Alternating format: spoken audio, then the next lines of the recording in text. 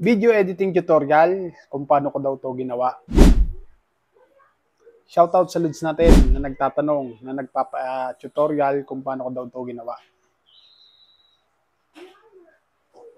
Dalawang application po ang option natin na pwede natin gamitin. Kayo na po bahala kung ano ang gusto nyo. Ito po yung dalawang application na gagamitin natin kung paano mag-remove background. Tara, gawin natin. Let's go! Siyempre mga loads, gagawa muna tayo ng video yung gagamitin po natin pangharap. Mas maganda po mga loads kung clear yung ating magiging background dyan. Para po mas madaling mag-remove background, lalong-lalo na pag CapCut po ang gagamitin natin. Tapos po, ito na po yung gagamitin natin para sa final background po natin.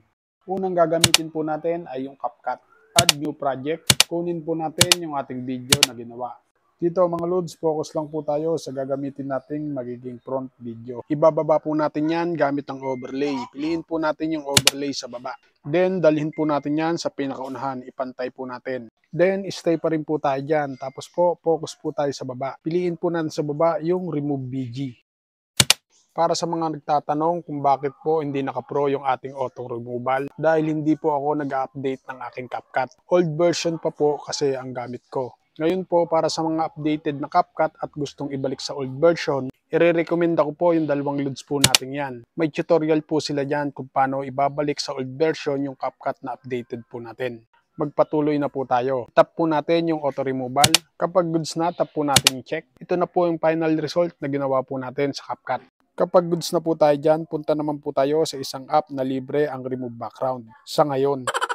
Ito naman po ay ang edits. Under po to kay Facebook o kay Meta. Tap lang po natin yung add sign sa gilid. Then gallery. Dito mga loads, ibang iba po to kay CapCut. Unang i-add po natin ay yung gagawin po natin sa final background po natin. Then piliin naman po natin yung overlay sa baba. Dito na po natin i-add yung ating gagamitin nating front video. Dapat po nakatap pa rin po tayo dyan. Saka po natin piliin yung cutout sa baba. Medyo matagal pong mag-generate yan mga loads. Depende po ata to sa haba na i-remove background nyo. Then tap po natin yung track object. Generate po uli yan mga loads. Then pag lumabas na po yung done, tap po natin.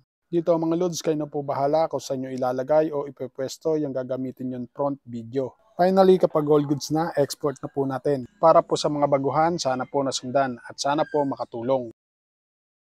Ito na po yung final result na ginawa natin sa dalawang apps. Nasundan po ba? Sana nasundan at sana nakatulong. At kung nakatulong, pakishare mo naman ang video ito para makatulong din po sa iba. Paano mga Lord? Salamat sa inyong panonood at thank you Lord. Peace out!